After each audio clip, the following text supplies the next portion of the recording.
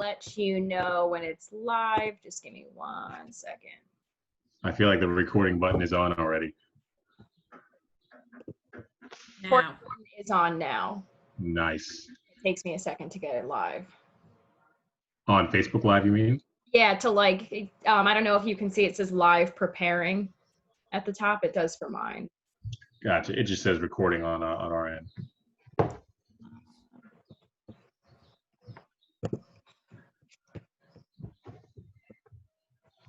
Or should we start, or should we wait for it to go live? I was hoping that I could get it to go live, but for some reason it went to my profile, and that is not what we want to do. Nope. Okay, here we go. Share on a page. Next. What's our call called again? This business spotlight? Client spotlight. Client spotlight. Okay, I'm sorry.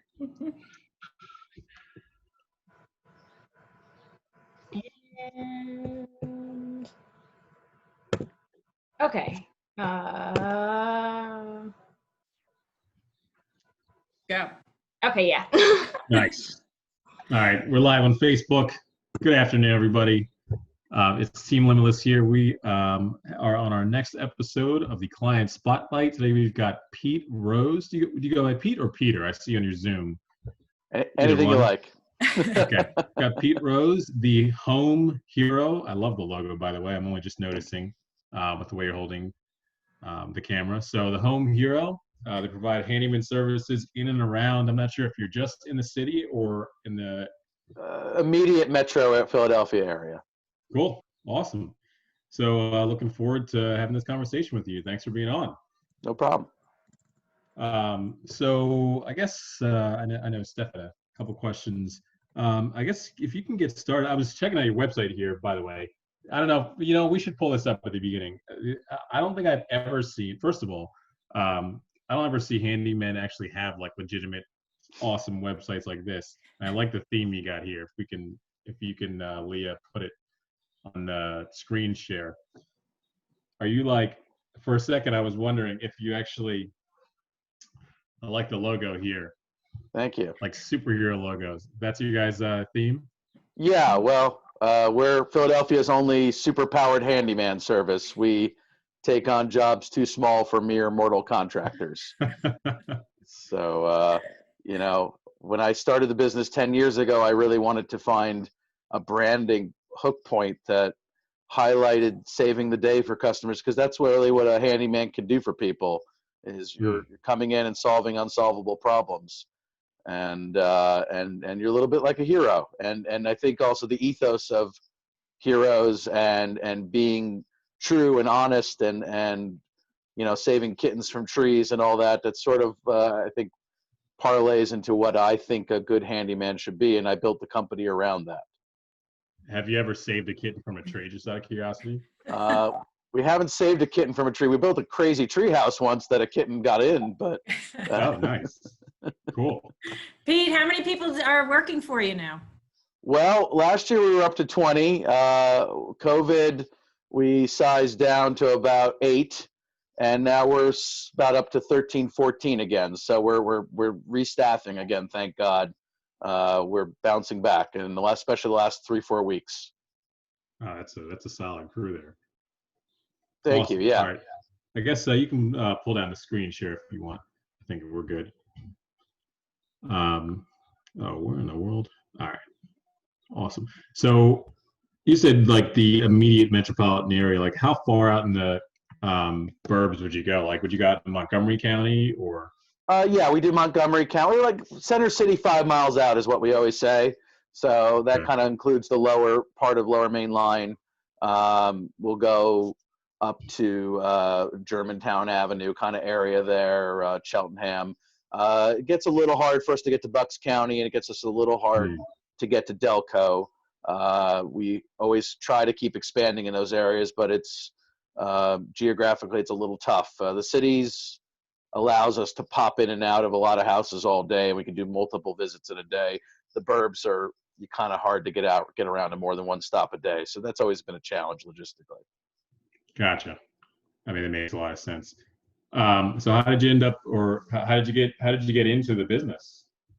I worked in marketing for 20 years and got laid off. And I used to be a Home Depot geek on the weekends and Nice. had renovated my own house and started laying tile for neighbors and friends when I was looking for work. So one day I was wearing a suit and going to interviews. The next day I was tiling a floor. And about 6 months into it, I realized that I needed help and I was physically not capable of going from a white collar job to a blue collar job instantaneously.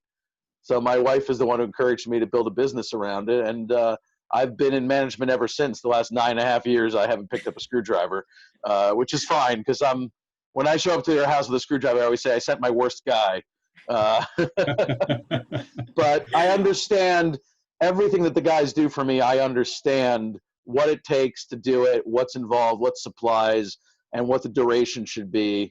And so I'm really doing what I used to do, which was project management, logistics, and marketing and sales. And that's really what I bring to the table. And there's plenty of great technicians out there. They just don't like doing all the parts of the job that I happen to be good at. Mm-hmm. Yeah, I would 1,000% agree with that. I mean, and like you alluded to before, like all the most contractors don't. No one wants to do like the small jobs. It's the most difficult thing.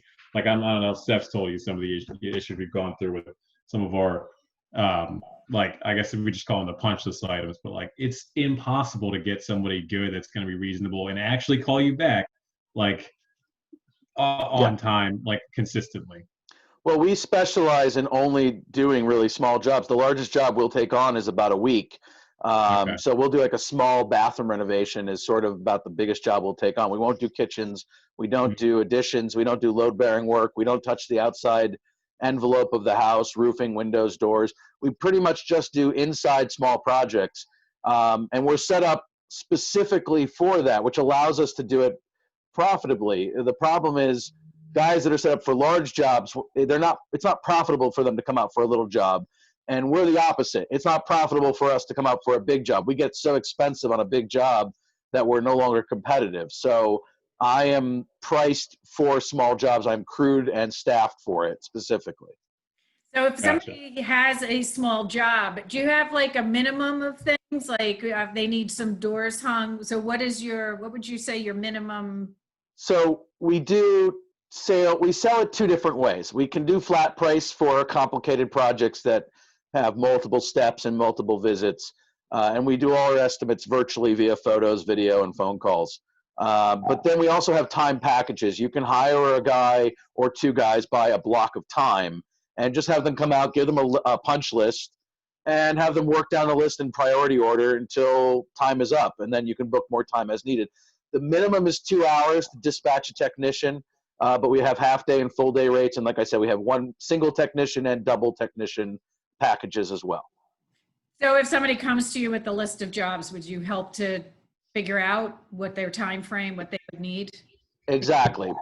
My job as the owner of the company and pretty much the lead estimator is to look at that list and decide what bucket it makes sense to fit it into. Mm-hmm. So if it's a tiny list, I say, all right, you should book the 2 hour package. And hey, by the way, it's a light list. You might want to think of a few other things to have as a backup because you might have a little time left over versus, you know what, there's no way this one guy is going to get this done in full day. I recommend you book 2 guys for the day and see how far you can get. Or, you know what, this looks pretty complicated.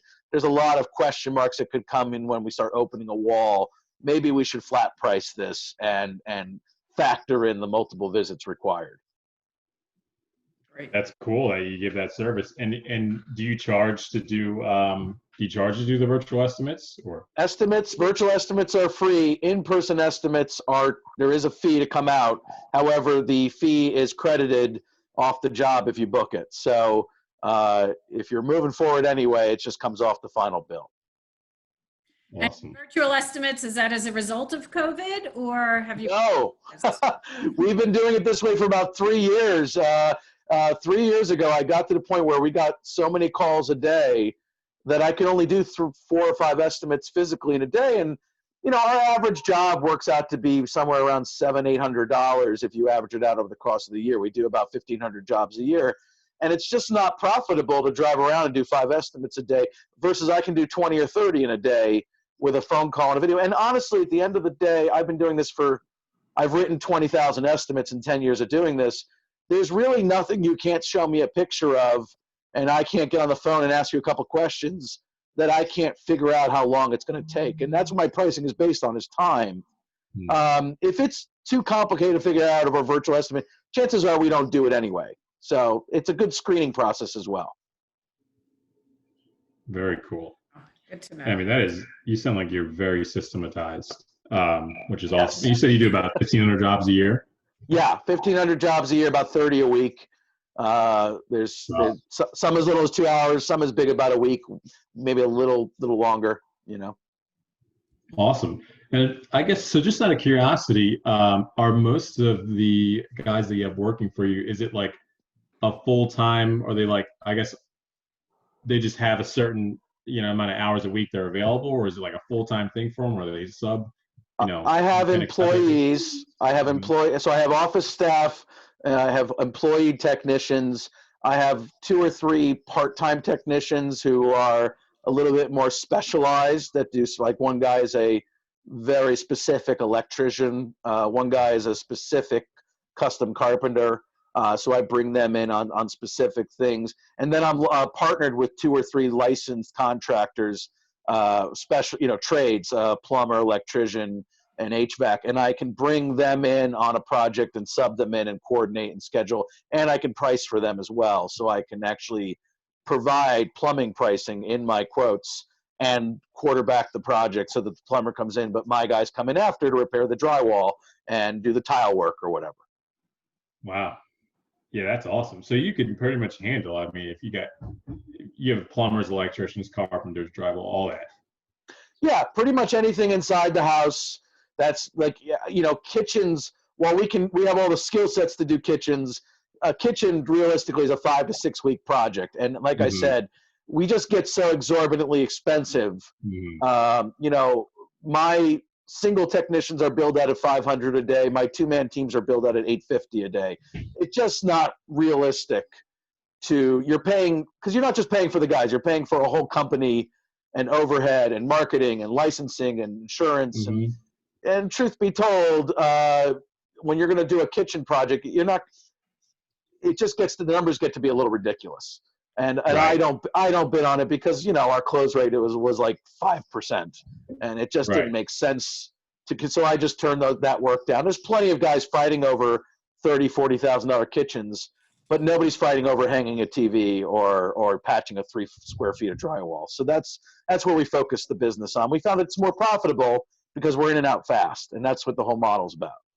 I was going to say that goes back to your whole home hero thing, where there's plenty of people that want to do the larger jobs, but what people often need help with are the small things that are just sitting that they can't do and they can't get help with. A honey-do list almost.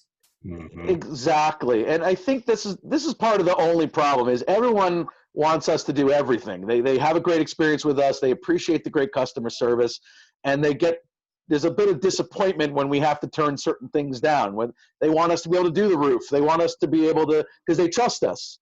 And it breaks my heart to not be able to help everybody with everything.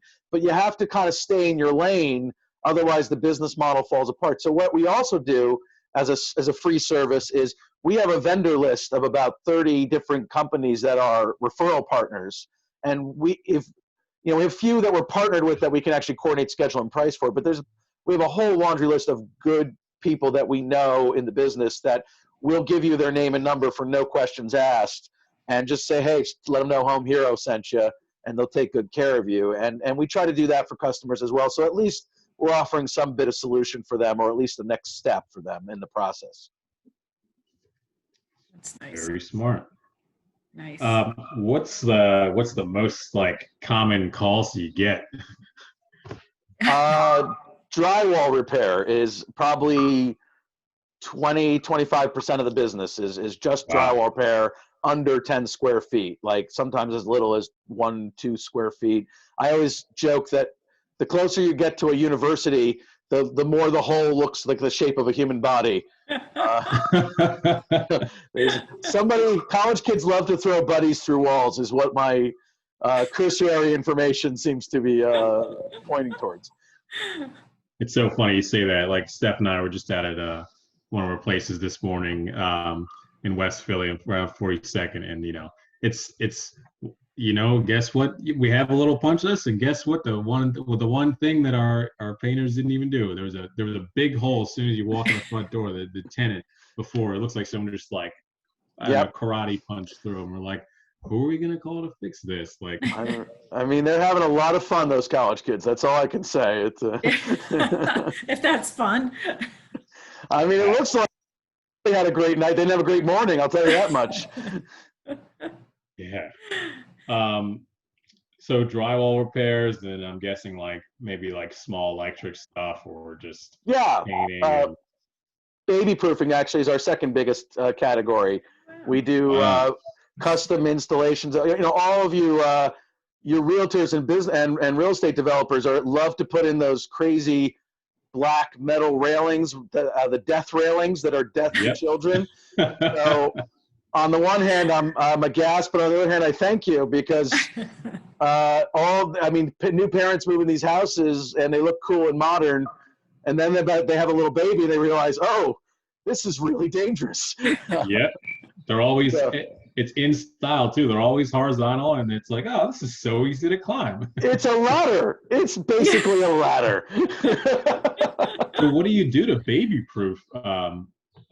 Like, do you just how would you? I guess you put a plexiglass in front. Yeah, we have a couple different plexiglass options, from the very cheap and quick and easy to very expensive custom plexi we can do. If somebody's more concerned about aesthetics, we can handle that.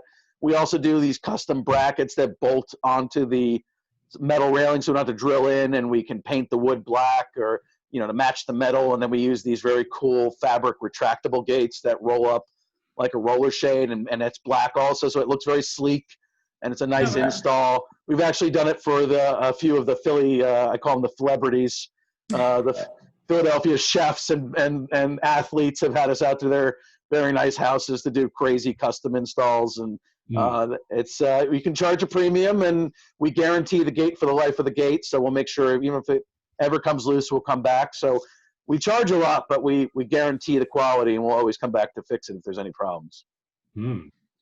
Nice.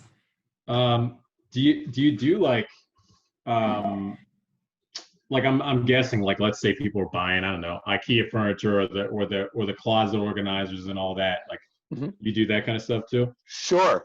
We love it. Furniture assembly is another big category for us, especially move-in day in West Philly and up at Temple. We get a lot of phone calls from nervous parents. Right. I mean, this is great. It's always it's things you don't really think of on every day. Like, or are there any other I guess maybe cool things? I don't know if cool is the right word, but like cool or functional things that people may or may not should be doing to their houses that you see often, or like, do you have any ideas of? Well, that's a loaded question. Well, I mean, look, I mean, some of the simplest stuff is the stuff that people don't do. I mean, caulking the showers and the tubs is something that should be done annually or semi-annually. People skip that. Testing your GFCIs and replacing them because they do fail over time. Nobody does that. I am currently selling my house, and you wouldn't believe, but I had 3 GFCIs that were failed inspections. So even I forget to do these things. Right. What's the old saying? The cobbler's children has no shoes. So, I'm guilty as charged. So let me ask you, do you do kind of like, like you get your HVAC system serviced biannually? Like, do you offer something like that where you can come around and caulk and maybe change filters, or I don't know, clean ducts, but maybe not, but, do something like that? Is that a service that you offer or would consider? Or? Well, we do mostly we encourage people to buy a time package. So give us a list. We'll make some, if they ask us for suggestions, we'll kind of size it up that way. We can come through, we can change the filters on the HVAC. We can change the batteries on the smoke detectors, change light bulbs, caulk tubs, that type of thing. We can test your GFCIs. GFCIs, by the way, are ground fault circuit interrupters. They're special plugs that have the little button on the front. Located near water sources. Exactly. You'll see them in the kitchen and the laundry room and things like that, bathrooms. Yeah, so we can do like little punch list stuff like that. You know, we get a lot of realtors, though, reach out to us because either selling or buying, the inspection reports come out. And the very long inspection reports, which I love getting. But, you know, it's great is I can look at that report and the real estate agent can tell me these are the 5 things they want pricing on.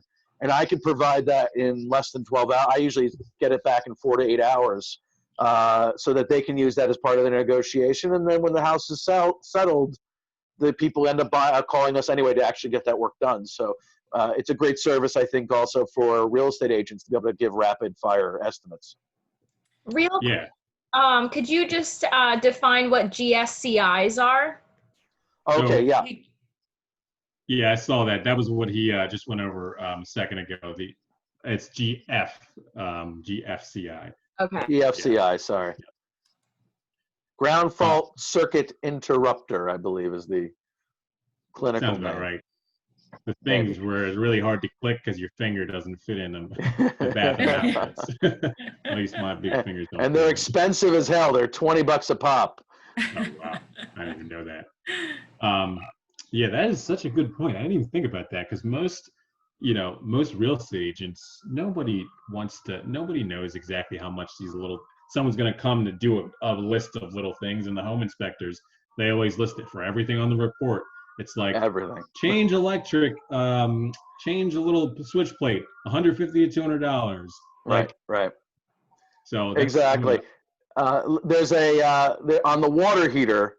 Every single inspection report I've ever seen catches this because no plumbers put them in. Yeah. But there's a relief valve on the water heater, so if it ever overheats, hot water will release out of this valve, and it's on the top of the water heater on the side. And technically, it's a scalding hazard. So you're supposed to put a little length of pipe onto it that literally just screws in, so that the hot water would come out near the floor and not near somebody's face if they happen to be standing by it. It's a 1 in a million chance opportunity that someone happens to be next to the water heater if this would happen, and it never does happen, but they catch it on every inspection report every time, and it's like clockwork. It's their favorite thing. Yeah, I want to meet whoever happened to be leaning right next to the water heater as it overheated and got scalded in the face. At what point does the water heater manufacturers decide, hey, maybe we should put this tube in the factory? You know, just have it in there already. You're right. Maybe we could put this down near the floor. Is there a reason we have to put it at the top? I don't get it. Yeah. So Pete, we're taking a lot of your time. Sure. This call was just supposed to be a half hour. Is there anything that you get called on that is kind of like somebody could easily push a button or thing to fix it that would save you some time as well, a little tip or something they can troubleshoot? Sure. The garbage disposal, we get about 10 calls like that a week, and 50-60% of the time, what people don't realize is the disposal has its own breaker. So if you get food jammed in there, you'll hear it either buzz, it'll make a humming sound and it won't turn, or it will make no noise and people think it's totally dead.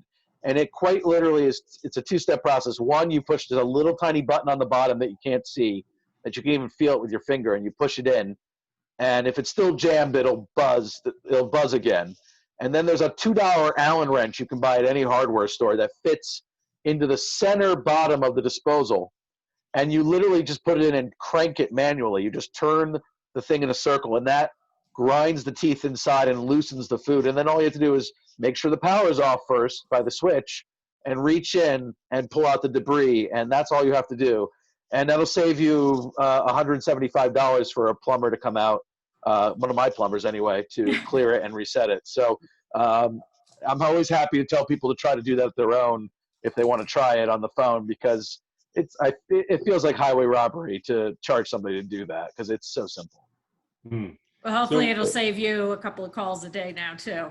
People hear. Happy to help. And if it does need to be replaced, certainly that's the next step, and we can help with that. Okay. Right, And when you Pete, mentioned about the Allen wrench, do you mean from you're going in your kitchen cabinet and then undoing it from the below? Yeah, so everybody, when you get off this call, I want you to get on the floor in the kitchen. I want you to get on your back. I want you to look up. It's a very exciting thing to do. And on the bottom, you will see a hole in the very center of the bottom of the disposal. And this Allen wrench fits perfectly inside there. It's a 6-sided hex key, basically. It fits inside, and you literally crank it like you're like an old plane, the way they used to turn the propeller. You just turn it around in a circle, and it grinds the gears, and it loosens the food that's stuck in the teeth. It's really very satisfying. Good to All right. know. Cool. And Pete, I see you have a lot of accolades on your website, a lot of awards up to 2019. You have any plans, or have you heard of any that you're getting for 2020? We actually did win a 2020 that I have. Then COVID hit, and I haven't had the time to really work on the website. So the website's a little dated. I got to update a couple things. So we did get a 2020 award that I can't remember the name of right now, but it's in the inbox. It's in the marketing folder. And, Congratulations. You're going to yeah, run out of well, room here.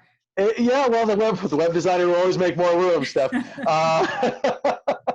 no, I mean, we're very fortunate. We've gotten many awards. We've been featured in the press a lot. We've got over 300 A+ reviews across all the sites.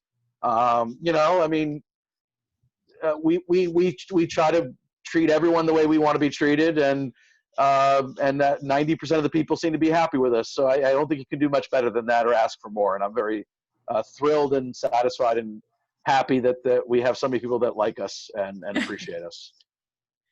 That's Very cool. Congratulations. Awesome. Thank you. So the last thing, where can people go to reach you? www.thehomehero.com, or you can call us at 267-291-HERO, which is 4376. And the We'll email show up with a address, cape. yeah, it has a cape, and email address is help@thehomehero.com. Great. Awesome. Well, we really appreciate you taking the time out to speak with us today. And My pleasure. Thank you all you guys, whoever's joined on Facebook and on the call. And we're probably going to be calling you ourselves very soon. Not even All joking. right. I love it. Call anytime. Excellent. Awesome. Take care. Thanks a lot, Pete. Bye, All right. guys. Have a Talk to great you day. later. Bye. You too.